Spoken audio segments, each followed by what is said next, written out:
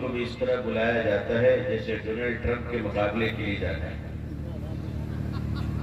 عزیزان ملت، فی الحال تو ہم اپنے ہی والے سے نپٹ ہیں تو بہت اچھا ہوگا، ان سے کہاں جائیں گے؟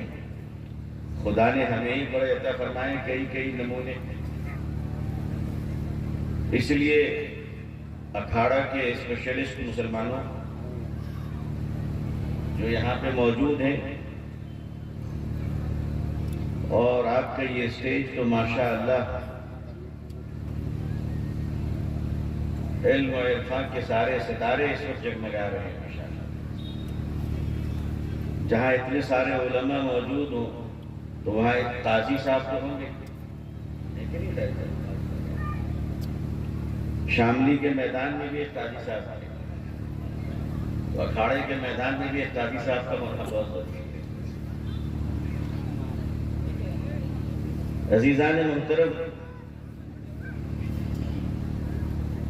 جب موسم بدلتا ہے تو آدمی کا مزاج بدلتا ہے، لیکن آدمی بدلے یا نہ بدلے، لیکن پرندوں کی فطرتیں یہ بتا دیا کرتی ہیں کہ موسم کی انگڑائیاں کیا ہیں۔ ہندوستانی مسلمانوں کی جو آبزرویشن رہی ہے، وہ ہماری سب سے بڑی ناکامی یہ رہی ہے اس ملک میں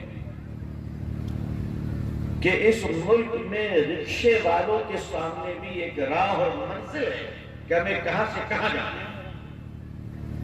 آٹو چلانے والوں کو بھی اپنی مارکیشن پوائنٹ اور اپنی ڈیوریشن معلوم ہے، لیکن عزیزان ملت، اگر کسی قوم کے پاس ویژن نہیں ہے، اگر کسی قوم کے پاس پلاننگ نہیں ہے، اگر ہمارے پاس وہ ہندوستانی مسلمان ہیں جن کے پاس 100 سال 150 سال تو چھوڑیے، ہمارے پاس، بلکہ معاف کیجیے گا، ہمارے بڑے بڑے پہلوانوں کے پاس بھی 5 سالوں کا کوئی منصوبہ نہیں ہے۔ ایک جو پلاننگ ہوتی ہے جسے ہم پلاننگ کمیشن کہتے ہیں، ہمارے انڈیا میں ہماری کمیشن ہے جسے پلاننگ کمیشن کہتے ہیں، جسے ہندی میں نیتی آیوگ کہا جاتا ہے۔ پلاننگ کمیشن یہ طے کرتی ہے کہ آنے والے 5 سالوں میں ترجیحی بنیاد پر کن چیزوں کو آگے لانا ہے۔ ہمیں آئی ایس کتنے چاہیے، U P S C exam میں کمپٹیٹر کتنے چاہیے، یو پی ایس سی کتنے چاہیے، آئی پی ایس کتنے چاہیے، ریونیو کتنے چاہیے، ریونیو ڈپارٹمنٹ کی ایکسپرٹیز کتنے چاہیے، آئی ایف ایس کتنے چاہیے، انڈین فارن سروس کتنے چاہیے، انڈین ہمارے طرح ریونیو سروسز میں کتنے چاہیے، انڈین ایڈمنسٹریٹو سروس میں ہمیں کتنے لوگ چاہیے، ہماری انوائرمنٹ کا کیا حال ہے، موسم سے کہاں جا رہا ہے، ہماری ندیوں کی جوڑنے والی جو پلاننگ ہے اس میں کہاں تک کامیابی آئی، ہماری گلیشیئر کتنی پگھل رہی ہے، ہمارے درخت اور ہریالی میں کتنی کمی آئی اور کتنا بڑھانا ہے۔ لیکن معاف کیجیے گا، آج آزاد ہندوستان کو 75 سال ہو گئے، آج تک ہم نے اپنی بنیاد پر ملت اسلامیہ کی پلاننگ پر کوئی ہم نے سیمینار نہیں کیا کہ جہاں ہم یہ طے کر سکیں کہ ہمارا کامن منیمم پروگرام کیا ہو۔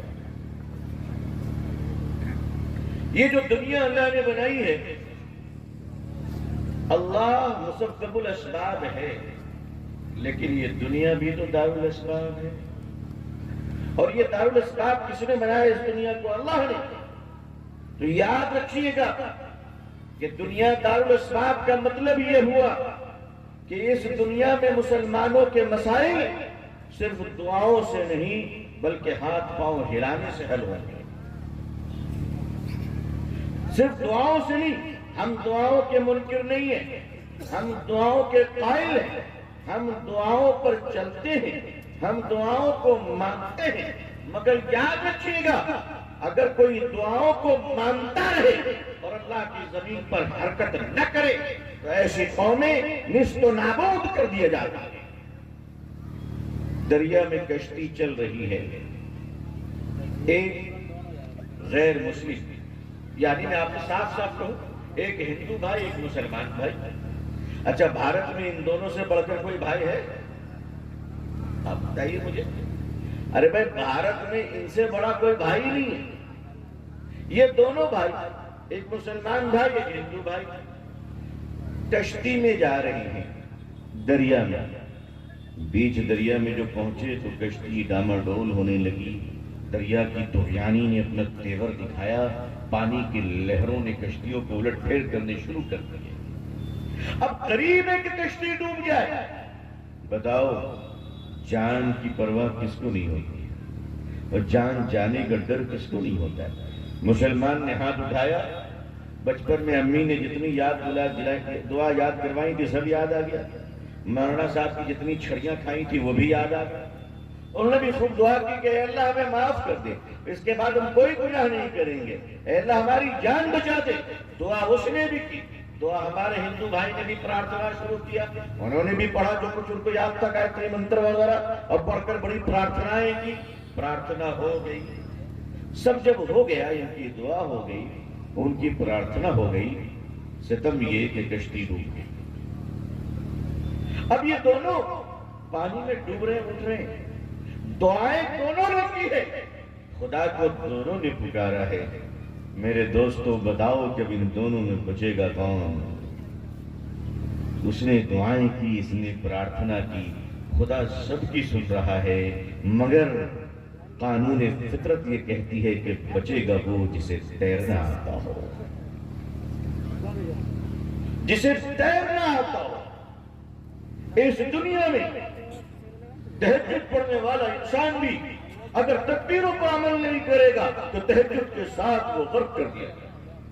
اگر اس دنیا میں دین پر چلنے والا انسان اس دنیا کے نظام کو نہ سمجھے, اس دنیا کے اصول و ضابطے کو نہ سمجھے, حساب و کتاب کو نہ سمجھے, 0 سے لے کر 10 کی گنتی کا مہتو کو نہ جانے, اس امپورٹنس کو نہ سمجھے, یاد رکھو مسلمان, تمام تقوی کے ساتھ, پرہیزگاری کے ساتھ, علم و دانش مندی کے ساتھ, فراست کے ساتھ, بزرگی کے ساتھ تم مٹا دیے جاؤ گے.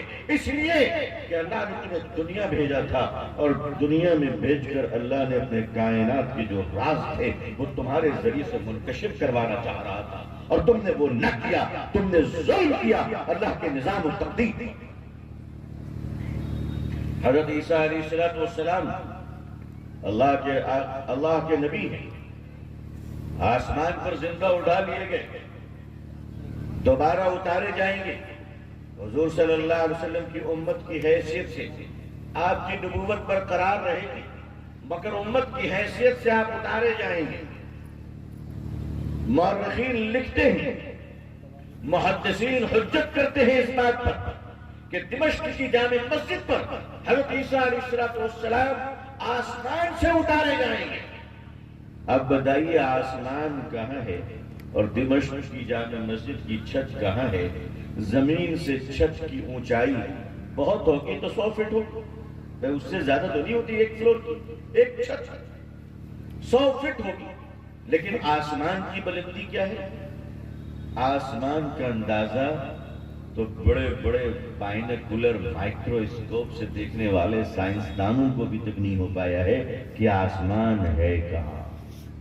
اسٹیفن ہاکنگ نے بڑی کوشش کی بلیک ہول کے تجربات کے ذریعے سے, لیکن آسمان کی حیت اور اس کے فاصلے کا اندازہ اسے بھی نہیں ہو سکا کہ آسمان کہاں ہے. یہ میں پہلے آسمان کی بات کر رہا ہوں. اب آپ اندازہ کیجئے کہ دوسرا, تیسرا, چوتھا, پانچواں, چھٹا اور ساتواں, اور پھر سدرۃ المنتہا, اور پھر عرش معلی. اللہ اکبر, اللہ اکبر. یہ کائنات کتنی بڑی ہے سوائے اللہ کے کوئی نہیں جانتا. اور اللہ کے بعد اگر مخلوق میں کوئی جانتا ہو جسے اللہ نے بتایا ہو, وہ رسول خدا کے سوا کوئی دوسرا نہیں ہے صلی اللہ علیہ وسلم. عزیزان ملت, حضرت عیسیٰ علیہ السلام آسمان سے چھت پہ اتارے جائیں گے. چھت پہ اترنے کے لیے نہ آپ کسی اسکلیٹر پہ اتریں گے, نہ لفٹ سے آئیں گے, بلکہ آپ کو فرشتوں کے کاندھوں پر ہاتھ رکھ کر آپ سیدھا تشریف لے آئیں گے. لیکن چھت پر آنے کے بعد رک جائیں گے. حالانکہ نیچے آ سکتے تھے, 100 فٹ کی دوری تھی, کوئی خاص فاصلہ نہیں ہے, آپ نیچے بھی آ سکتے ہیں. لیکن نہیں, آپ دمشق کی جامع مسجد کی چھت پر آ کر رک جائیں گے اور لوگوں سے فرمائیں گے, لوگوں, حضرت امام مہدی کھڑے ہوں گے آپ کے استقبال میں, فرمائیں گے کہ آپ سیڑھی لائی جائے, میں سیڑھی سے نیچے اتروں گا. ایک بات دل میں پیدا ہونی یقینی ہے کہ اے اللہ کے پیغمبر, اے اللہ کے نبی, آخری نبی صلی اللہ علیہ وسلم کی امت اور بھائی, امتی اور بھائی، آپ آسمان جیسے فاصلے سے چھت پر آ گئے، چھت سے نیچے اترنا کون سی بڑی بات تھی؟ آپ یہیں آ جاتے، لیکن سیڑھی کیوں منگوا رہے ہیں؟ جواب دیں گے کہ میں اب دارالاسباب میں داخل ہو چکا ہوں، تو اب دنیا میں داخل ہونے کے بعد اللہ کا نظام یہ ہے کہ دنیا میں جب کوئی چلے گا تو وہ اسباب کو اختیار کرے گا، اسباب کو اختیار کیے بغیر وہ آگے نہیں بڑھ سکتا۔ مسلمانوں، ہر دور میں کمپٹیشن رہے، ہر دور میں اسپیشلائزیشن رہی ہے، ہر دور میں کانسپریسی اور سازشوں کا بول بالا رہا ہے، لیکن ہر دور میں مسلمانوں کا ایک امتحان رہا۔ مسلمانوں نے زمانے کو بتایا، وہ دور کو چمکایا، انہوں نے انقلابات پیدا کیے، لیکن افسوس کی بات ہے کہ اس وقت مسلمان پچھلے 1 سے 1.5 سالوں کے اندر، صرف 1 سے 1.5 سالوں کے اندر یہ امت مسلمہ اندلس کی تباہی کے بعد اس کا جو گرنا شروع ہوا ہے، تو گرتے گرتے تقریباً آج پوری دنیا کے مسلمان دوسری قوموں کی ترقی کے مقابلے میں لگ بھگ 350 سال ہم پیچھے ہو چکے ہیں۔ 1-2 سال نہیں، 350 سال ہم پیچھے ہو چکے۔ یہ تو بھائی یاد ہے، ہمارے ساتھیوں کو، علماء کو یہ بات یاد ہوگی کہ میں 10 سے 15 سال قبل سے لوگوں کے درمیان چیخ کر کہہ رہا ہوں کہ میری امت کے لوگوں، میری قوم کے لوگوں، علماء، مالداروں، آؤ اور بیٹیوں کے لیے تعلیم گاہیں بناؤ، آؤ بیٹیوں کے لیے تعلیم گاہیں بناؤ۔ 15-20 سال سے یہ بات کہہ رہا ہوں کہ ماڈرن ایجوکیشن سسٹم کو تم اگنور کر کبھی ڈیولپ نہیں کر سکتے۔ یاد رکھو، اگر تم نے اپنی بیٹیوں کے ایجوکیشنل اور اکیڈمیکل ریکوائرمنٹ کو پوری نہ کی تو ایک وقت آئے گا کہ کمپٹیشن کے دھارے تمہاری بیٹیوں کو تمہارے گھروں سے نکال کر غیروں کے دروازے پہ پہنچائے گی۔ اس وقت ہمارے لوگ ہم سے کہا کرتے تھے، مولانا ابھی ایسا وقت نہیں آیا ہے کہ بیٹیوں کو گھروں سے نکالا جائے۔ ٹھیک ہے، لیکن آج کون سا وقت آ گیا کہ نکالنے کی ضرورت نہیں، بیٹیاں خود نکلنے پر مجبور ہو گئی ہیں۔ آج ہمارے اکابرین کہہ رہے ہیں کہ پیٹ پہ پتھر باندھنا ہو باندھو، مگر عصری علوم کا حاصل کرو۔ میں یہی تو کہتا تھا کہ اگر 70 سال پہلے آپ نے اپنے پیٹ پر 2-4 کنکریاں باندھنی ہوتی تو شاید آج پتھر باندھنے کی نوبت نہ آتی۔ عزیزان ملت، وقت نے آج تک کسی کا انتظار نہیں کیا ہے۔ جو لوگ وقت کو گنوا دیتے ہیں، وقت ان کو بھی گنوا دیتا ہے، تاریخ ان کو بھلا دیتی ہے۔ پہلے آپ مانو، پہلے آپ اس کو تسلیم کرو کہ ہم نے اجتماعی طور پر غلطیاں کی ہے، اور جب خطائیں اجتماعی ہوتی ہیں تو توبہ انفرادی ہو کام نہیں بنا کرتا۔ جب خطائیں اجتماعی طور پر ہوئی ہیں تو مسائل کے حل بھی اجتماعی طور پر لینے پڑیں گے۔ عزیزان ملت، یہ ملک ہم نے لڑ کے آزاد کیا، یہ سچ ہے کہ ہم نے اس ملک کو آزاد کیا، لیکن معاف کیجیے گا، ہم نے اپنے ضمیروں کو آزاد نہیں کیا۔ یہ سچ ہے کہ ہم نے اس ملک کو انگریزوں کی غلامی سے آزاد کیا، مگر میں معافی چاہتا ہوں کہ انگریزوں کی غلامی سے آزاد کرنے کے بعد ہم نے اپنی قوم کو شخصیت پرستی کی غلامی میں مبتلا کر دیا۔ ہم جانتے ہیں، ہم اور آپ کو اللہ نے شرک سے بچا رکھا ہے، اور اللہ بچائے، بے شک ہم شرک نہیں کرتے ہیں، اللہ ہماری حفاظت فرمائے۔ مگر کیا یہ سچ نہیں ہے کہ اس آزاد ہندوستان میں پچھلے 75 سالوں میں ہم نے جتنا تعارف اپنی ذات کا کرایا ہے، یا ہم جیسے چھوٹے لوگوں کا تعارف بڑے بڑے نقیبوں نے کروایا ہے؟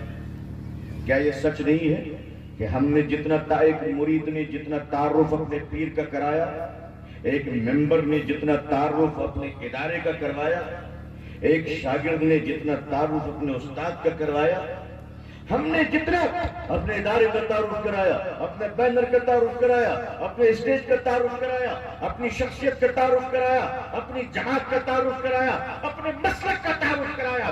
بے شک میں بھی ایک مسلک رکھتا ہوں، میں مسلک سے آزاد نہیں ہوں، مجھے اپنی مسلک سے محبت ہے، لیکن یاد رکھو میں اپنے مسلک پہ چلتا ہوا دوسروں کے مسلک کے احترام کو اپنی ذمہ داری سمجھتا ہوں۔ لیکن عزیزان ملت، ہم نے اپنے مسلک کا تعارف کرایا، اپنے بورڈ کا تعارف کرایا، اپنی ادارہ اور ملی جماعتوں کا تعارف کرایا۔ میرے علماء، میرے بزرگوں، مجھے معاف کر دیجیے گا، جتنا تعارف ہم نے اپنی جماعتوں کا کروایا ہے، اگر اس کا 40واں حصہ بطور زکوٰۃ بھی اسلام کا تعارف اس ملک میں کروا دیے ہوتے تو آج لوگ 3 کروڑ خداؤں کے نہیں، ایک خدا کے پرستار ہوتے۔ تعارف اپنی ذات میں کروایا، بلکہ کبھی کبھی تو میں دیکھتا ہوں کہ بعض خلفاء اپنے شیخ کا تعارف اتنا اچھا کرواتے ہیں کہ پوری گفتگو میں اللہ اور اللہ کے نبی آتے ہی نہیں صلی اللہ علیہ وسلم۔ نعوذ باللہ من ذالک۔ آپ اندازہ کیجئے یہ کتنا بڑا فساد ہے، کتنا بڑا فتنہ ہے کہ ہم اپنی جماعت کا تعارف کرائیں، مگر اللہ اور اللہ کے نبی صلی اللہ علیہ وسلم کے منشے کو تشریح کرنے میں قاصر رہ جائے۔ عزیزان ملت، ملک کی فضا ایک دن میں نہیں بدلی ہے، ملک کے حالات ایک دن میں نہیں بدلے ہیں۔ یہ جو حالات آپ دیکھ رہے ہیں یہ تو آنے تھے، اور اس کے آنے کی تیاری اور اس کا اعلان 100 سال پہلے کیا جا چکا تھا۔ یہ الگ بات ہے کہ مسلمانوں نے جب اللہ کے اعلان کیے ہوئے قرآن کی آیتوں کو بھلا دیا تو اس ملک میں دشمنوں کے اعلان کو کیا یاد رکھتی ہے؟ یہ کہاں سے تصور کرتی کہ ہمارے خلاف کتنی بڑی سازشیں چل رہی ہیں اس وقت عالمی سطح پر؟ عالمی سطح پر آپ کے وجود کو مٹانے کی سازش نہیں ہے، بلکہ عالمی سطح پر آپ کے ایمان کو کھینچ لینے کی سازش چل رہی ہے۔ کیا کہ مسلمانوں کی آبادی ظاہر ہے کہ 20 کروڑ 25 کروڑ مسلمانوں کو، یہ کسی بھی قوم کو کون ختم کر سکتا ہے؟ چاہے جتنی بڑی بھی جینوسائیڈ ہو جائے، نعوذ باللہ، اللہ نہ کرے کہ ہمارے ملک میں کوئی ایسا فتنہ ہو اور کوئی ایسی ہوا چلے کہ جس سے انسان کو انسان سے خطرہ ہو، جس سے مانو کو خطرہ ہو، خدا نہ کرے۔ لیکن یاد رکھیے گا کہ آپ کے ایمان کو کھینچنے کی کوشش کی جا رہی ہے، ایمان کو لینے کی کوشش کی جا رہی ہے۔ شیطان اور شیطان کے پروردہ جماعتیں، شیطان اور شیطان کی پروردہ طاقتیں، یہ مسلمانوں کی بلڈنگ، دولت، خوبصورتی، مال، اسٹیج، گورنمنٹ، سلطنت، سونا، پیٹرول کی ندیوں کا دشمن نہیں ہے، بلکہ شیطان اور شیطان کی اولادیں صرف اور صرف ایمان والوں کے ایمان کی دشمن ہے۔ مسلمانوں، آج کے اس مجلس میں اس فلسفے کو آپ سمجھیے کہ آپ سے دشمنی کیوں ہے اور آپ کی کن چیزوں کو ختم کرنے کی کوشش کی جا رہی ہے۔ صرف اور صرف مسلمان نام کے رہ جائیں، کوئی فرق نہیں پڑتا۔ میں دنیا کے بہت سارے ایسے ملکوں کو جانتا ہوں۔ میں جب ازبکستان کے سفر میں تھا تو اس داڑھی ٹوپی میں، تاشقند میں، ایک مسلمان نے، جبکہ میں نے اس کو کہا السلام علیکم، میری شباہت مسلمانوں جیسے، اور وہ جو سامنے شخص کھڑا تھا وہ کلین شیو، لیکن مجھے لگا کہ یہاں چونکہ مسلمانوں کی پاپولیشن زیادہ ہے تو ہو نہ ہو یہ بھی مسلمان ہوگا، اور ایک اچھی جگہ پر یعنی کہ اسلامک یونیورسٹی کی باؤنڈری میں اس سے ہماری ملاقات ہوئی تو میں نے اس سے کہا السلام علیکم۔ اس نے وعلیکم السلام کہہ کر مجھ سے اگلا سوال جو کیا وہ بڑا خطرناک تھا۔ اس نے اگلا سوال بڑی بے تکلفی سے مجھ سے پوچھا، آر یو مسلم؟ کیا تم مسلمان ہو؟ تو میں حیران ہو گیا کہ اللہ رحم کرے کون سی کمی ان کو نظر آ گئی جو میرے اسلام پر شک ہو گیا ان کو۔ میں نے ان سے کہا کہ الحمدللہ میں مسلم، یو؟ اس نے کہا یس الحمدللہ میں مسلم۔ تو ہم نے اس سے کہا کہ تم مجھے مسلمان کیوں نہیں سمجھ رہے تھے؟ تو اس نے کہا کہ پتہ نہیں چلتا کون مسلمان ہے۔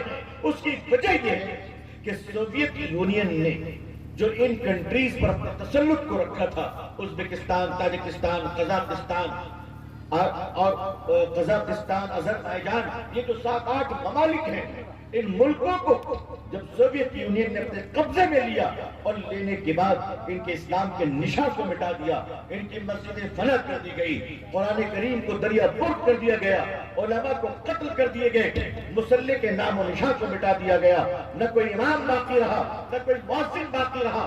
لہذا ان کے دلوں میں بس ایک بات رہی کہ ہم مسلمان ہیں۔ بقیہ جب آزاد ہوا، سوویت یونین ٹوٹ گئے اور یہ ممالک آزاد ہوئے، تو لاکھوں مسلمان زندہ بچے تھے جن کو کلمہ تک یاد نہیں تھا. وہ جانتے ہی نہیں تھے کہ کلمہ کیسے پڑھا جاتا ہے. سمرقند میں حضرت امام بخاری علیہ الرحمہ کی جو قبر ہے، جب میں وہاں پہنچا آپ کی قبر پہ تو ظاہر سی بات ہے کہ جذباتی ہو گیا کہ اللہ اکبر. حضرت امام بخاری علیہ الرحمہ یہاں لیٹے ہوئے، وہاں ایک عالم دین بیٹھے ہوئے تھے جو جامعۃ الازہر سے فارغ تھے. جب ان سے باتیں ہوئی تو انہوں نے فرمایا کہ سوویت یونین کے زمانے میں یہ جو قبر آپ دیکھ رہے امام بخاری علیہ رحمہ کا، یہاں پہ شہر کی تمام گندگیوں کو پھینکنے کا مرکز بنا دیا گیا تھا. عزیزان ملت، جب آپ نہیں ہوتے ہیں تو آپ کا نام و نشان مٹا دیا جاتا ہے. میں اس مدرسے میں گیا جس مدرسے میں تاشقند کے اس مدرسے کی بات کر رہا ہوں جس کے ایک کونے میں آج تک وہ نشانی موجود ہے کہ حضرت امام بخاری یا حدیث کا درس دیا کرتے تھے. کا اس کونے میں امام ترمذی حدیث کا درس دیا کرتے تھے. کا اس کونے میں مولانا جلال الدین حقانی حدیث کا درس دیا کرتے تھے. سنیے گا، وہ مدرسہ قائم ہے، وہ مسجد برقرار ہے. لیکن جس وقت میں وہاں گیا اس وقت مجھے ایک صاحب نے روک دیا کہ آپ رکیں، آپ اندر نہیں جا پائیے گا، آپ کو تکلیف ہوگی. کہا کیوں؟ کہا اس لیے کہ نیم برہنہ لڑکیاں یورپ کی یہاں ماڈلنگ کی شوٹنگ کر رہی ہیں. عزیزان ملت، یہ تاریخ رہی ہے. آپ کس دنیا میں ہیں، کس بھرم میں ہیں، آپ کے یہ مراکز خود آپ کی دلی کی جامع مسجد جہاں شاہ ولی اللہ محدث دہلوی رحمۃ اللہ علیہ حدیث کا درس دیا کرتے تھے، جس کی سیڑھیوں پہ حضرت شاہ عبدالعزیز محدث دہلوی رحمۃ اللہ علیہ کے ختم مبارک پڑے ہیں، وہ جامع مسجد دلی کی جہاں بڑے بڑے علماء اور فضلاء تیار ہوئے ہیں، آج اسی مسجد میں تم جا کر دیکھتے نہیں ہو اسکرٹ پہنی ہوئی لڑکیاں کیمرے میں اپنی سیلفی لیتے ہوئے نظر آ رہی ہیں. آپ دیکھتے نہیں ہیں کہ اسی جامع مسجد کی گیلریوں پہ لو برڈ اور عاشقہ اور آوارہ لڑکے اور لڑکیاں آپس میں بیٹھ کر گفتگو کر رہی ہیں. مسلمانوں، تمہاری میراث کہاں جا رہی ہے، تمہاری شان کہاں جا رہی ہے؟ آج آپ کہتے ہیں بیٹیاں ارتداد کی طرف جا رہی ہیں. نہیں، بیٹیاں تو بعد میں جا رہی ہیں. پہلے مسلمانوں کا گھر مرتب ہو چکا ہے. جس مسلمان کے گھر میں 5 لوگ ہو، فجر کی نماز میں کوئی نہ اٹھتا ہو، وہ گھر مرتد نہیں تو اور کیا ہے. معاف کیجئے گا، یہ لفظ ارتداد بڑا سخت جملہ ہے. طبیعت نہیں چاہتی کہ میں اس جملے کا استعمال کروں. مرتد کوئی معمولی جملہ نہیں ہے، لیکن اس سخت جملے کے لیے معذرت چاہتا ہوں. لیکن میں آسان جملہ استعمال کروں. جس مسلمان کے گھر میں ماں ہو، باپ ہو، بیٹیاں ہو، بیٹے ہو، جوان، فجر کی اذان ہو، کوئی اٹھ کر نماز پڑھنے والا نہیں ہے، اس گھر کو آپ دیندار کیسے کہیں گے؟ وہ گھر تو بے دینی کا گھر ہو گیا. مسلمان کا گھر ہے جس گھر میں قرآن کی تلاوت نہ ہوتی ہو، لیکن 32 انچ کی LED ضرور چلتی ہو، فلمیں چلتی ہو، ٹیلی ویژن چلتی ہو، جہاں ہر لڑکا، بیٹا اور بیٹی ایک موبائل فون لے کر خدا جانے اس کا کیسا استعمال کر رہا ہو. اگر اس گھر کی بچیاں، اللہ نہ کرے، اللہ ہم سب کی حفاظت فرمائے، ہمارے اور آپ کی، بیٹی اور بیٹوں کی، ہم سب کے ایمان، جان مال، عزت آبرو کی حفاظت فرمائے. عزیزان ملت، آج مسلمان بچیوں کے جو راہوں سے بھٹکنے کے واقعات آ رہے ہیں اس کی 2 وجوہات ہیں. ایک وجہ ان میں دین کے کمی ہونے کا نہیں، ان کے ماں باپ کے اندر دین کے نہ ہونے کا. جب ماں باپ تہجد پڑھتے ہیں تو اولادیں نمازی ہوا کرتی ہیں، اور علماء کی ذمہ داری تو اس سے زیادہ ہے. میں اپنے علماء سے عرض کروں، بالخصوص نوجوانوں سے، میرے نوجوان علماء کرام، ویسے بھی یہ بڑا فخر الرجال کا زمانہ چل رہا ہے. اس کورونا کے زمانے میں 3000 سے زیادہ اللہ والے، اللہ کو پیارے ہو گئے. وہ لوگ جو راتوں میں رویا کرتے تھے تو ہم جیسے چین سے سویا کرتے تھے، وہ اٹھ گئے. نوجوان علماء کرام وہ اٹھ گئے. اب تمہارے اور ہمارے لیے کوئی رونے والا نہیں ہے. اب کون ہے جو ہمارے لیے راتوں میں روئے؟ مجھ سے پوچھئے، میں 1-2 اداروں میں رہا کرتا ہوں الحمدللہ. مجھ سے پوچھئے کہ میں ادھر ادھر جایا کرتا ہوں، جب میٹنگوں میں حساس موضوع آتا ہے تو کلیجہ منہ کو آ جاتا ہے، کاش فلاں بزرگ اس وقت ہوتے تو جا کر جوتیاں اٹھا دیتا اور کہتا حضرت توجہ فرما دی. مگر آج عزیزان ملت، آج اللہ والے اٹھتے چلے گئے. تو میرے نوجوان علماء کرام، اگر وہ اللہ کو پیارے ہو گئے تو آؤ نا، ہم لوگ اللہ سے مانگتے ہیں کہ اللہ ہمیں آپ اپنی محبت کرنے والا بنا دیجیے. دیکھو میرے بھائیوں اور اے مسلمانوں کی جماعتوں، آپ یاد رکھنا، اللہ کا ولی بننا بہت آسان ہے. اللہ کا ولی بننے کے لیے الیکشن چھوڑنے کی ضرورت نہیں ہے.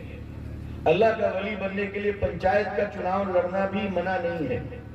اللہ کے ولی بننے کے لیے گوشت کھانا بھی نہیں چھوڑنا پڑے گا. آپ ڈر مت جائیے.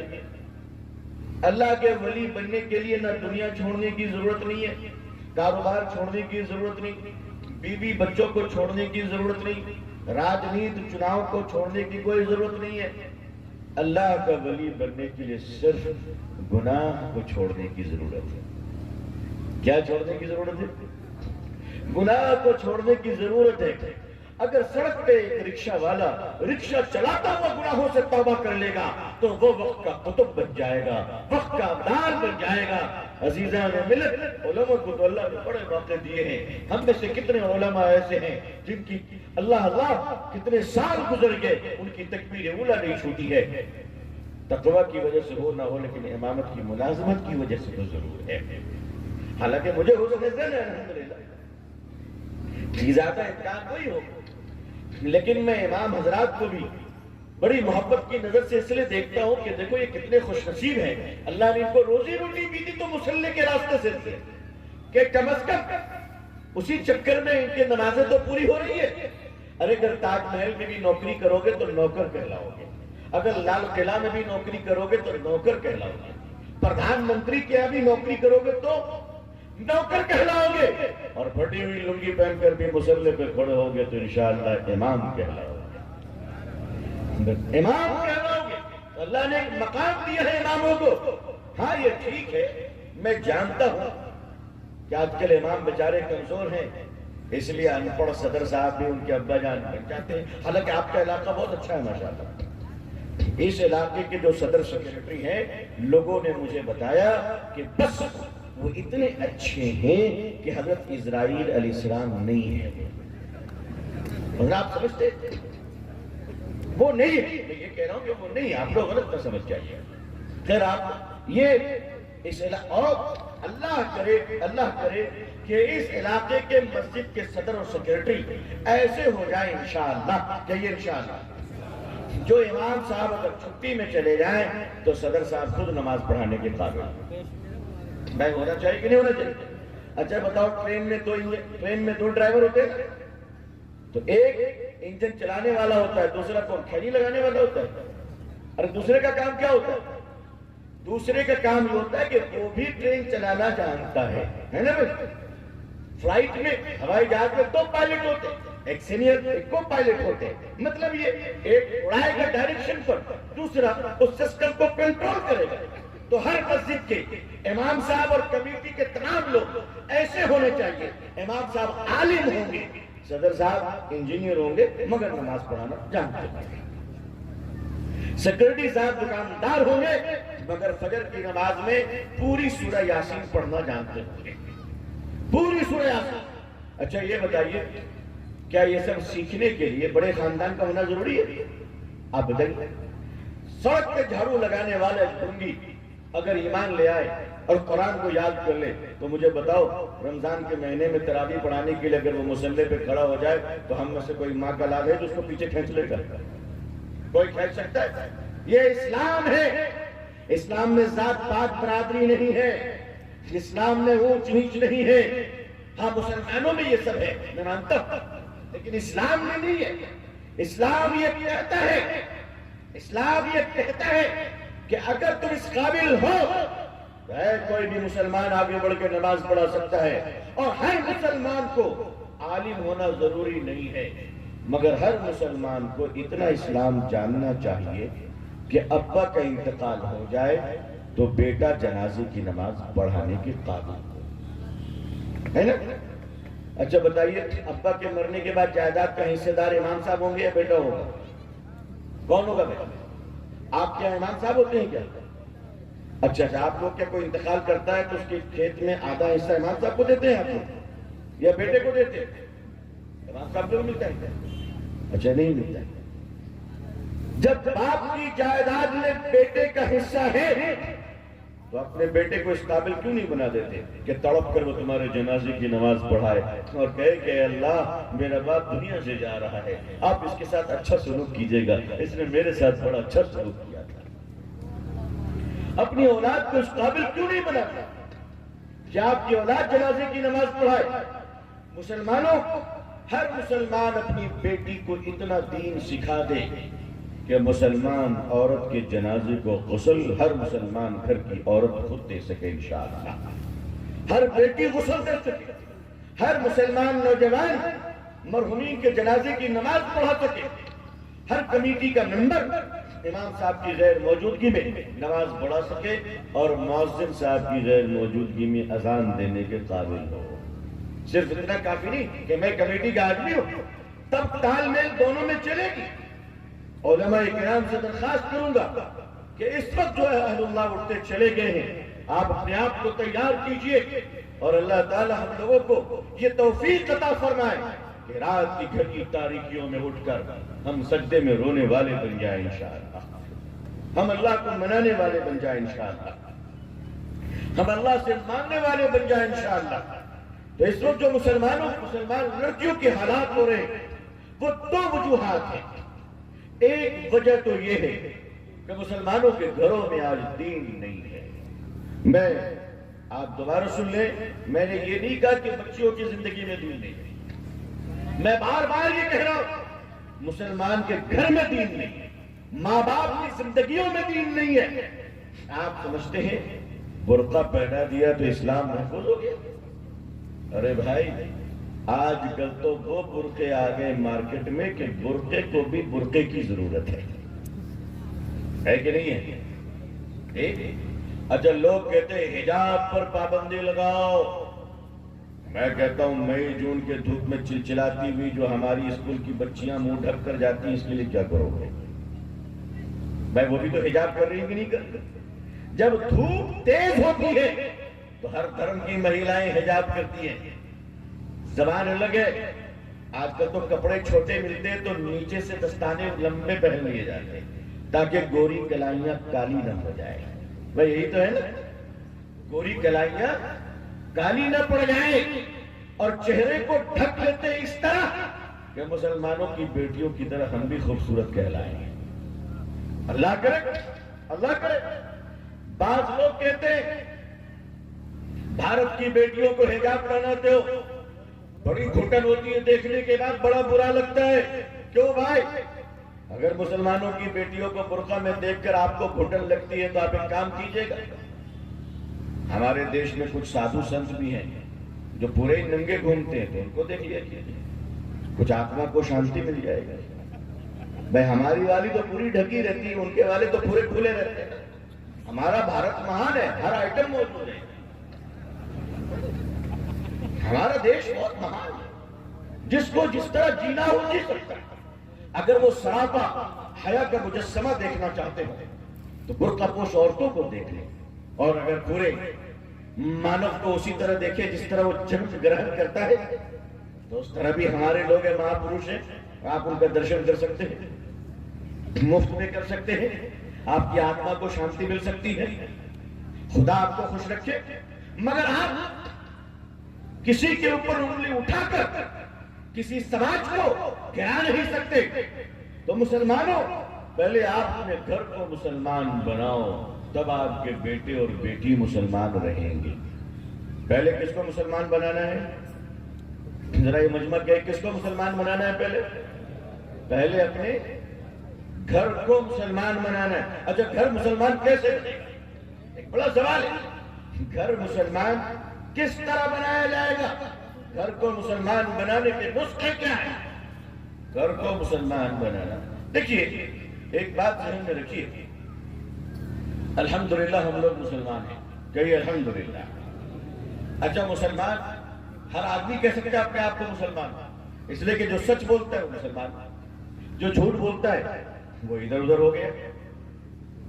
اب ایک مسلمان یہ طے کرے کہ جو شخص اپنے آپ کو مسلمان کہہ رہا ہے کیا اس کا ہاتھ مسلمان ہو چکا ہے؟ میں آپ کو گہرائی کی طرف لے جا رہا ہوں۔ جو شخص کہتا ہے کہ میں مسلمان ہوں، میں پوچھتا ہوں کہ تمہارا ہاتھ مسلمان ہو چکا ہے؟ اگر اس ہاتھ سے چوری کی جا رہی ہے، اس ہاتھ سے بے ایمانی ہو رہی ہے، اگر اس ہاتھ سے ظلم ہو رہا ہے، اتیاچار ہو رہے ہیں، تو معاف کیجیے گا، مسلمان بھائی کا ہاتھ ابھی تک مسلمان نہیں بن سکا ہے۔ اگر مسلمان کی زبان، اگر ہماری زبان سے کوئی محفوظ نہیں ہے، اگر ہماری زبان سے چغلی، غیبت اور برائیاں چل رہی ہیں، تو ہماری زبان اگر مسلمان نہیں تو اس کا مطلب یہ ہے کہ ہم مسلمان ہیں، ہماری زبان ابھی تک مسلمان نہیں ہوئی۔ مسلمانوں ذرا تم یہ طے کرو، کیا تمہارے گھروں کے در و دیوار مسلمان ہو چکے ہیں؟ جس مسلمان کے گھر میں نماز نہیں، جس مسلمان کے گھر میں قرآن نہیں، جس مسلمان کے گھر میں تلاوت نہیں، جس مسلمان کے گھر میں وضو نہیں، جس مسلمان کے گھر میں سچ نہیں، جس مسلمان کے گھر میں اللہ کا ڈر نہیں، وہ مسلمان کا گھر نہیں، وہ تو سینما ہال، اس کا تھیٹر کہلائے گا میرے بزرگوں۔ نبی کریم صلی اللہ علیہ وسلم نے ارشاد فرمایا، جس کا مفہوم ہے کہ مسلمانوں اپنے گھروں کو نماز اور تلاوت کے ذریعہ زندہ کرو۔ جس گھر میں نماز نہیں، جس گھر میں تلاوت نہیں، وہ گھر قبرستان ہے۔ نماز پڑھتے نہیں، باوضو رہتے نہیں، اور بابا کو ڈھونڈتے رہتے ہیں، بابا کہاں ہے، بابا کہاں ہے؟ آئے ہائے، ہمارے یہاں بھی ایسے سے چائنیز بابا لانچ ہوئے ہیں۔ ڈال اگربتی کا راکھ، نکال پیسے، بھیج مالک عقل کا اندھا، چل جائے اپنا دھندا۔ ایسے ایسے ہمارے یہاں عامل بابا لانچ ہو چکے ہیں جو دوسروں کی بیویوں کو ٹھیک کر رہے، جبکہ آج سوئی اپنی بیوی کا مار کھا کے خود آیا ہے، خود آیا بیچارہ۔ عزیزان ملت، ایمان کا بیڑا غرق کر دیا ان باباؤں نے۔ ان دعا تعویذ کے چکروں میں پڑ کر تم نے اپنے گھروں کو ستیاناش کر لیا ہے۔ کہتے شیطان سوار ہے، شیطان سوار ہے، شیطان سوار نہیں ہے، تم خود شیطان بن چکے ہو۔ اپنے آپ کو انسان بناؤ۔ عورتیں جب جھومتی ہیں کہتے شیخ ستو آ گیا، اتنا زور سے جھومتی ہے کہ جنات بھی الگ کھڑا ہو جاتا ہے، کہتا بابا ہم بھی اتنی تیز نہیں جھوم پائیں گے جتنی تیز تم جھوم رہی ہو۔ عزیزان ملت، آؤ اپنے گھروں کو بچاؤ ان بابا کے چکروں سے، ان لوگوں کی ڈھونگی عاملوں سے۔ اپنے گھروں کو محفوظ بناؤ۔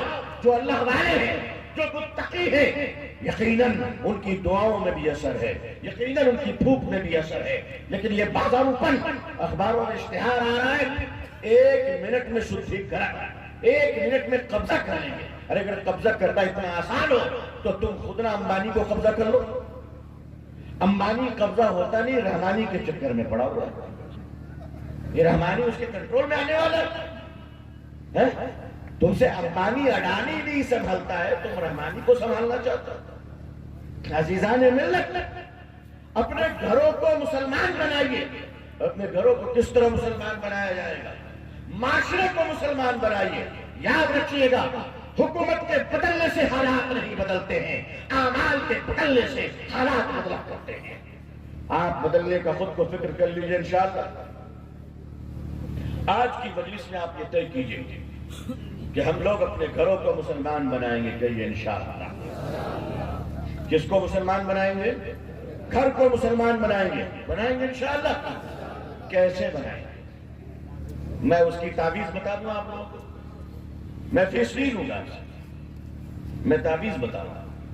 نبی کریم صلی اللہ علیہ وسلم نے ارشاد فرمایا کہ جو مسلمان اپنے گھر میں داخل ہو، چاہے 1 بار جائے یا 100 بار جائے، جب جائے، سن لیجیے ذرا، بڑے لوگ بھی سن لیں اور غریب لوگ بھی سن لیں۔ فرمایا کہ گھر جب جاؤ، دروازہ کھلے تو سلام کرو، زور سے سلام کرو۔ ایسا نہیں کہ منمنیا کیا۔ مسجد میں امام صاحب کو تو ڈانٹتے ہیں ایسا کہ پورا محلہ سنتا ہے، اور گھر میں آ کے سلام ایسا کرتے ہیں کہ بیگم نہ سنے، بقیہ سب سن لیں۔ فرمایا سلام کرو، السلام علیکم۔ نبی کریم صلی اللہ علیہ وسلم ارشاد فرماتے ہیں کہ دروازے کے باہر ایک شیطان کھڑا ہوتا ہے، جب گھر کے اندر آدمی داخل ہوتا ہے اور بسم اللہ پڑھ کے سلام کر کے جاتا ہے تو شیطان نہیں جاتا، اور اگر بسم اللہ پڑھے بغیر سلام کیے بغیر اگر وہ اپنے گھر میں داخل ہو گیا تو اس کے ساتھ یہ شیطان بھی داخل ہو جاتا ہے۔ اب اندر داخل ہونے کے بعد آپ کی بیگم صاحبہ کی سوئچ آن کر دیتا ہے۔ کیا آپ کہتے ہیں حالات اچھے ہیں؟ اب آج سے طے کیجئے انشاءاللہ کہ جب اپنے گھروں میں جائیں گے تو سلام کریں گے انشاءاللہ۔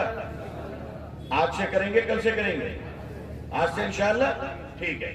ایک پرابلم آئے گا، میں اس کو سالو کر دیتا ہوں۔ تھوڑی سی دقت آئے گی، وہ دقت آئے گی کہ آپ کو 30 35 سال 25 سال 20 سال ہو گئے کبھی تو سلام کیا نہیں ہے نا۔ اب آپ جلسے سے جاؤ گے، اچانک سلام کرو گے، دروازہ کھلے گا، بیگم کھڑی ہوں گی، آپ کہیے گا بیگم السلام علیکم، وہ بیچاری تو گھبرا جائے گی، یا اللہ صحیح سلامت کہتی ہے۔ آتے جاتے راستے میں کوئی نیم کا پیڑ ملا تھا، امی جان بولتی تھی اس کے نیچے سے مت گزرا کرو، ہو نہ ہو یہ اسی کے نیچے سے گزر کر آ گیا۔ کہ کیا ہوا؟ کہا مجھے سلام کر رہے ہیں۔ وہ اندر جا کر موبائل اپنی ماں کو لگائے کہ امی جان غضب ہو گیا۔ کہا کیا ہو گیا؟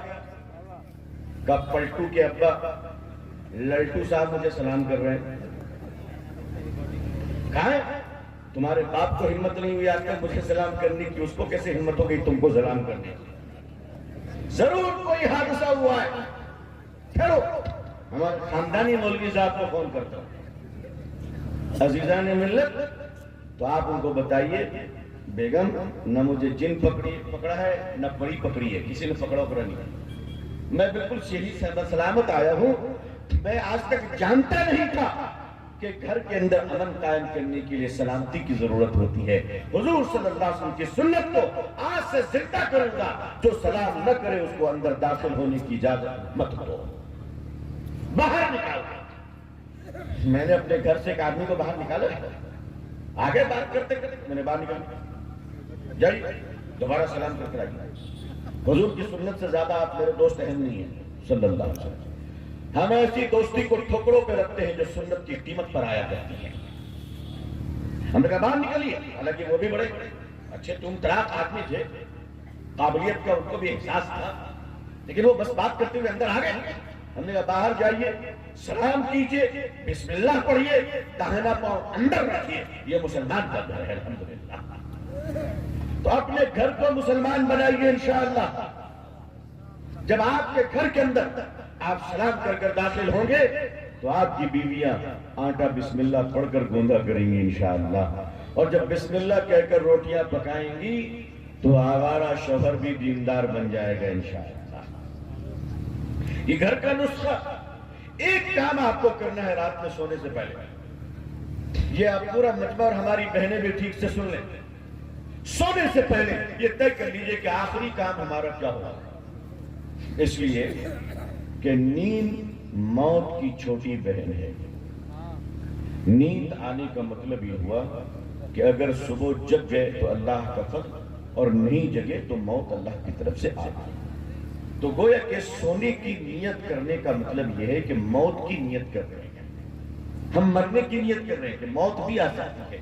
ہم لوگ ڈرتے ہیں، موت کو یاد نہیں کرتے، رات میں سوچتے کیوں رات کو موت کو یاد کریں گے، کہیں ملک الموت آگے تب کیا ہوگا۔ نہیں، ان کو جب آنا ہوگا تو وہ آ جائیں گے، ان کو جب آنا ہوگا، نہ وہ آپ کا چناؤ دیکھیں گے نہ ٹریفک جام دیکھیں گے، موت کے فرشتے کو جب آنا ہوگا تو آ جائیں گے۔ تو نیند یہ موت کی بہن ہے۔ آدمی جب سونے کے لیے جاتا ہے تو یہ سمجھ رکھے کہ وہ ایک پاؤں قبر کے اندر ڈال رہا ہے۔ صبح اٹھ گیا الحمدللہ، نہیں اٹھا تو انا للہ۔ اس لیے یہ بہت دھیان دیجیے گا کہ ہم نے سونے سے پہلے اپنا آخری کام کون سا کیا تھا۔ اگر آخری کام اچھا کیا، نیکی کا کیا، تو اگر موت آ گئی تو رجسٹر میں لکھا جائے گا کہ اللہ کا بندہ اللہ کو راضی کر کر دنیا سے آیا ہے۔ اور اگر آخری کام گناہوں کا ہو گیا تو رجسٹر میں لکھا جائے گا کہ اللہ کا بندہ اللہ سے بغاوت کر کر سویا ہے۔ یہ بہت بنیادی کام ہے. آخری کام پر دھیان دیجیے. سونے سے پہلے بیوی بال بچوں کو لے کر بیٹھیے. آپ جس زبان میں پڑھنا جانتے ہو، ہندی، اردو، انگریزی، آپ اس زبان پر اسلام کی کوئی اچھی کتاب اپنے علاقے کے علماء کے مشورے سے آپ وہ کتاب گھر میں لے آئیے، جس میں قبر و آخرت کے واقعات، جس میں صحابہ کرام کی بہادریاں ہوں، جس میں جنت اور جہنم کے احوال ہوں، جس میں پل صراط کا تذکرہ ہو، جس میں حشر کے میدان کی تفصیلات ہوں. وہ واقعات 5 منٹ آپ پڑھیے. آپ کی بیوی پڑھے، آپ کی بیٹی پڑھے، آپ کا بیٹا پڑھے، اور پڑھ کر اللہ کو یاد کیجئے کہ اللہ معاف کر دیجئے. 5 منٹ قبر و آخرت کی بات سننے کے بعد باوضو ہو کر سب سونے چلے جائیے. آیت الکرسی پڑھتے ہوئے، سورہ فلق، سورہ ناس پڑھ کر دم کرتے ہوئے سونے چلے جائیے. 30 سے 40 دنوں تک انشاءاللہ آپ یہ عمل کیجئے. آپ کے بیٹے بھی اللہ والے ہوں گے، آپ کی بیٹیاں بھی اللہ والیاں ہوں گی انشاءاللہ. آپ کی بیوی بھی اللہ والی ہوگی انشاءاللہ. واٹس ایپ چیٹنگ کرتے ہوئے سو جاتے ہو، واٹس ایپ پہ جواب دیتے ہوئے سو جاتے ہو، فیس بک دیکھتے دیکھتے سو جاتے ہو، ایک دوسرے کی چغلی کرتے ہوئے سو جاتے ہو، ایک دوسروں کی برائیاں کرتے ہوئے سو جاتے ہو، ایک دوسرے سے لڑتے جھگڑتے ہوئے سو جاتے ہو، نہ جانے موبائل پر کیا کیا دیکھتے ہوئے سو جاتے ہو. ڈر نہیں آتا کہ اللہ کو کیا جواب دیں گے. اس لیے طے کیجئے کہ ہر رات ہمارا جو آخری کام ہوگا وہ اللہ کو یاد کرنا اور اللہ کے حضور توبہ کرنا آخری کام ہوگا انشاءاللہ. کریں گے انشاءاللہ. صبح میں پہلا کام کیا ہوگا وہ بھی طے کر لیجئے. ہر صبح ہمارا پہلا کام یہ ہوگا کہ ہمارے گھر میں اس وقت تک چولہے میں آگ نہیں جلائی جائے گی جب تک گھر کے لوگ نماز نہ پڑھ لیں. کوئی نہ کوئی ایک آدمی تلاوت کر لے، اللہ کو یاد کر لے، اس کے بعد ہی ہو. تب پتہ چلے گا کہ یہ گھر مسلمان کا گھر ہے. عزیزان ملت، جب گھر مسلمان کا ہوگا تب گھر کی بیٹیاں بھی مسلمان ہوگی انشاءاللہ. جب گھر مسلمان ہوگا تو گھر کے بیٹے مسلمان ہوں گے. میں ایک طرف آپ کی توجہ دلانا چاہتا ہوں، اور وہ توجہ یہ ہے کہ نبی کریم صلی اللہ علیہ وسلم سے ایک سوال پوچھا گیا. حضور صلی اللہ علیہ وسلم سے پوچھنے والوں نے پوچھا کہ یا رسول اللہ صلی اللہ علیہ وسلم، یہ سارا مجمع پڑھے صلی اللہ علیہ وسلم، جب جب میرے آقا کا نام آئے تب تب درود پاک کا ورد کریں انشاءاللہ. کریں گے انشاءاللہ. حضور پاک صلی اللہ علیہ وسلم سے پوچھا گیا کہ یا رسول اللہ صلی اللہ علیہ وسلم، مسلمان فلا گناہ کر سکتا ہے؟ حضور نے فرمایا صلی اللہ علیہ وسلم کہ ہاں، مسلمان، میری امت مسلمان کے ساتھ نفس ہے، لہذا وہ یہ گناہ کر سکتا ہے. پوچھنے والوں نے جو اب پوچھا وہ سنو، ذرا اپنی دھڑکنوں کو قابو میں تو رکھیے. پوچھنے والے نے پوچھا یا رسول اللہ صلی اللہ علیہ وسلم، کیا ایک مسلمان، ذرا توجہ فرمائی، داڑھی والے بھی سنیں اور بے داڑھی والے بھی سن لیں، امام صاحب بھی سن لیں، مقتدی صاحب بھی سن لیں، چودھری صاحب بھی سن لیں، رکشے والے بھی سن لیں، مرد بھی سن لیں، ہماری بہنیں بھی سن لیں. پوچھنے والے پوچھ رہے ہیں کہ یا رسول اللہ صلی اللہ علیہ وسلم، کیا ایک مسلمان جھوٹ بول سکتا ہے؟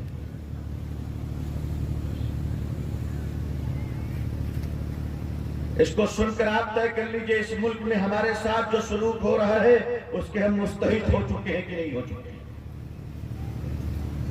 یا رسول اللہ صلی اللہ علیہ وسلم، کیا ایک مسلمان کیا بول سکتا ہے؟ جھوٹ بول سکتا ہے؟ حضور صلی اللہ علیہ وسلم کے چہرے کا رنگ سرخ ہو گیا. آپ جلال میں آ گئے اور جلال میں آ کے فرمانے لگے، خبردار، جو میرا ہوگا وہ جھوٹا نہیں ہوگا. جو مسلمان ہوگا وہ جھوٹا نہیں ہوگا، اور وہ جھوٹ جو جھوٹا ہوگا وہ مسلمان نہیں ہوگا. عزیزان ملت، سب سے زیادہ مسلمان کون سے بیلٹ میں؟ اسی بیلٹ میں. ہندوستان میں لگ بھگ 25 کروڑ مسلمان ہیں ماشاءاللہ. پڑوس کے 2 ملکوں میں بھی مسلمان ہیں. اگر ملا لیے جائے تو 50 کروڑ کے قریب ہوں گے. ان مسلمانوں میں 90% مسلمان آج جھوٹ بول رہا ہے. اور اگر میرے علماء کرام مجھے اپنا سمجھ کے معاف کر دیں تو میں صرف ان کی حساسیت کو بیدار کرنے کے لیے کہنا چاہتا ہوں کہ مجھے ہندوستان کے کوئی ایسا دین کا شعبہ بتا دو جس میں جھوٹ داخل نہ ہو گئی ہو، جس میں جھوٹ نہ داخل ہو گئی ہو. مسلمان دھڑلے سے جھوٹ بول رہا ہے. اور جاپان جو مسلمان نہیں ہے، جاپان یہ مسلمانوں کا ملک نہیں. تھوڑے بہت مسلمان ہوں گے، ٹوکیو میں ہے کچھ مسلمان، لیکن میجورٹی غیر مسلموں کی ہے. ان کو حرام حلال نہیں معلوم، ان کو توحید نہیں معلوم، ان کو رسالت نہیں معلوم، ان کو وحدانیت نہیں معلوم. وہ شراب بھی پیتے ہیں نعوذ باللہ، اور حرام کا گوشت بھی استغفر اللہ کھاتے ہیں. لیکن آپ کو تعجب ہوگا سن کر کہ جاپان کے لوگ سب کچھ کرتے ہیں مگر جھوٹ نہیں بولتے. میں ایک بات کہنے کی اجازت چاہتا ہوں آج.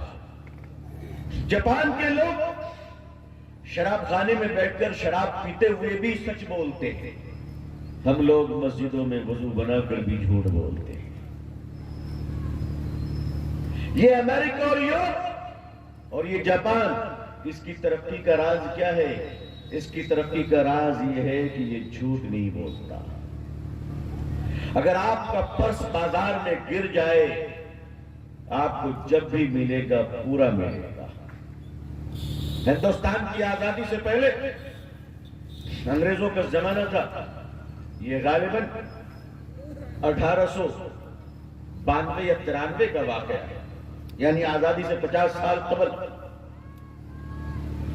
دلی کی جامع مسجد کے باہر ایک مسلمان بوڑھا معذور بھیک مانگ رہا تھا. بھیکاری مسلمان بھیک مانگ رہا تھا. حالانکہ بھیک مانگنا جائز نہیں ہے اسلام میں. میں صاف صاف کہہ رہا ہوں، بھیک مانگنا اسلام میں جائز نہیں ہے. چونکہ زکات کے مال کہاں جا رہے ہیں یہ پتہ ہی نہیں چلتا، اس لیے مسلمانوں میں بھکاری زیادہ سے زیادہ پیدا ہونے لگے ہیں. زکات کے ذریعے سے مسلمانوں کی غربت ختم کی جاتی، مگر غربت ختم کیا ہوگی؟ زکات دینے والے بڑھتے رہے، غریبی بھی اضافہ ہوتا رہا. میں اس پر اب زیادہ نہیں جانا چاہتا. بہتر ہے کہ میرے اشاروں کو لوگ سمجھ جائیں، ورنہ وہ وقت آئے گا جب میں کھل کر بولوں گا اس مجلس میں انشاءاللہ. اس عنوان پر بھی مسئلے پر کھل کر بولوں گا. ایک مسلمان بھکاری کھڑا تھا، بھیک مانگ رہا تھا. ایک انگریز آیا، اسے جامع مسجد کے اندر جانا تھا. بھکاری نے بھیک مانگا، اس نے اپنا پرس نکالا اور فقیر کو نکال کر اس زمانے کی جو کرنسی تھی، جو نوٹ تھا، وہ دے دیا اور آگے بڑھ گیا. اتفاق سے اس کا پرس نیچے گر گیا اور وہ آگے بڑھ گیا. اس مسلمان فقیر نے اس پرس کو اٹھایا. اس پرس میں بہت روپے تھے. اس نے حفاظت سے رکھ لی کہ جس انگریز کا گرا ہے اس کو اس نے پہچان لیا. کہا وہ آئے گا، جب گیا ہے تو آئے گا، میں اسے واپس کروں گا. بہرحال ہوا یہ کہ یہ فقیر کھڑا رہا، وہ انگریز واپس نہیں آیا. اسی طرف سے نکل گیا ہو یا آنکھوں سے اوجھل ہو گیا. 1 سال کے بعد وہ فقیر کو اچانک وہ انگریز نظر آ گیا. فقیر نے کہا انگریز بھائی تم یہیں پر ٹھہرو، مجھے تم سے کچھ ضروری بات کرنی ہے. وہ انگریز کھڑا ہو گیا. فقیر گھر گیا، پرس لے کر آیا جو اس نے حفاظت کے ساتھ رکھی تھی، لا کے اس انگریز کو دے دیا. کہا یہ تیری امانت ہے جو گر گئی تھی، میں نے سنبھال کر رکھا. انگریز نے کہا ارے وہ غریب مسلمان، اس میں اتنے پیسے تھے کہ تیری غریبی دور ہو جاتی، تو نے استعمال کیوں نہیں کر لیا؟ اس فقیر نے کہا بات امیری اور غریبی کی نہیں ہے، بات یہ ہے کہ تم عیسائی ہو اور ہم مسلمان ہیں. اگر قیامت کے دن تم کھڑے ہو کر میرے رسول کے سامنے یہ کہہ دیتے صلی اللہ علیہ وسلم کہ آپ کے ماننے والے نے میرا پرس چرا لیا، تو میں غریب ضرور ہوں، میں برباد ہوں، میں اپنے آقا کو شرمندہ نہیں ہونے دے سکتا صلی اللہ علیہ وسلم. ایک فقیر کا یہ عالم رہا. مسلمانوں، مسلمان جھوٹ نہیں بول سکتا. مسلمان کاروبار کی دنیا میں جھوٹ بول رہا ہے، مسجد کی دنیا میں جھوٹ بول رہا ہے، مدرسے کی دنیا میں جھوٹ بول رہا ہے، تجارت کی دنیا میں جھوٹ بول رہا ہے۔ معاف کر دیجئے گا، تو اب تو جلسوں کے کرسی خطابت پر بیٹھ کر بھی مولوی دھڑلے سے جھوٹ بول رہا ہے، دھڑلے سے جھوٹ بول رہا ہے، اور وہ جھوٹ بھی ایسی کہ نہ پوچھئے۔ اللہ ہم سب کی حفاظت فرمائے۔ عزیزان ملت، آئیے ہم اور آپ توبہ کریں اور تہیہ کریں کہ انشاءاللہ اب ہم لوگ جھوٹ نہیں بولیں گے، کہیے انشاءاللہ۔ لیکن اتنا آسان نہیں ہے جھوٹ چھوڑنا، اچانک چھوڑیں گے تو گڑبڑ ہو جائے گا۔ کہاں سے چھوڑنا ہے وہ بتا دوں۔ آپ کو فون آیا، ارے بھائی عمران کہاں ہو؟ آپ گھر سے نہیں نکلے، آپ کہتے ہیں راستے میں ٹریفک میں ہو، بس آ رہا ہوں 2 منٹ میں۔ بس یہ جھوٹ بولنا بند کر دو، بس اتنا سا جھوٹ بولنا بند کر دو۔ کریں گے انشاءاللہ؟ میں لمبی لمبی جھوٹ بند نہیں کروا رہا ہوں، میں چھوٹی والی جھوٹ، بس اتنی سی جھوٹ بولنا بند کر دو اور کہو کہ بھائی دیر ہو گئی ہے، گھر سے نکل رہا ہوں، آ جاتا ہوں، معاف کر دیجیے۔ اتنا بول دو، وہ انشاءاللہ آپ کا کچھ بھی نہیں بگاڑے گا۔ جس نے چھوٹی چھوٹی جھوٹ بولنی بند کر دی، اللہ اسے توفیق دے گا کہ بڑی جھوٹ سے بھی نجات مل جائے گی، اور انشاءاللہ موت کے وقت کلمہ نصیب ہو جائے گا۔ اپنی پریکٹس یہاں سے کریں انشاءاللہ۔ اپنے بچوں کی زندگیوں میں حلال لقمہ ڈالیے، اپنے گھر کو ایسا مسلمان بنا دیجئے کہ آپ کی اولادیں گھروں سے ایک پکے مسلمان ہو جائیں۔ اور ہمارے جو ادارے کھل رہے ہیں، ان اداروں پہ اس توجہ کی ضرورت ہے کہ بیٹیوں کے لیے بڑے پیمانے پہ ادارے کھولیں۔ ایسا ادارہ کہ ہماری بیٹیاں کلاس 10 کمپلیٹ کرتے کرتے ناظرہ حفظ اور دینی مسائل کا استحصال ہو جائے، وہ مکمل مسلمان بن جائے انشاءاللہ۔ آگے چل کر وہ ڈاکٹر بنے، انجینئر بنے، پائلٹ بنے، جو بننا ہے بنے۔ میں نے ایک ایسی پائلٹ بہن کو دیکھا، ہوائی جہاز اڑا رہی تھی، جب ہم اترے دیکھا کہ وہ دوسرے راستے سے جب اتری ہے تو الحمدللہ پتہ چلا کہ یہ ہماری مسلم بہن اس ایئر ویز میں اس فلائٹ کی سینئر پائلٹ ہے، اور سر سے لے کر پاؤں تک مکمل ڈھکی ہوئی ہے ماشاءاللہ، مکمل حجاب میں، اور پراپر لینڈنگ ہو گئی۔ اس لیے عزیزان ملت اپنے آپ کو بدلیے۔ میری بہنوں آ جاؤ اس پیغام کے ساتھ کہ تم نقاب میں رہو، یہ دنیا اپنی اوقات میں رہے گی انشاءاللہ۔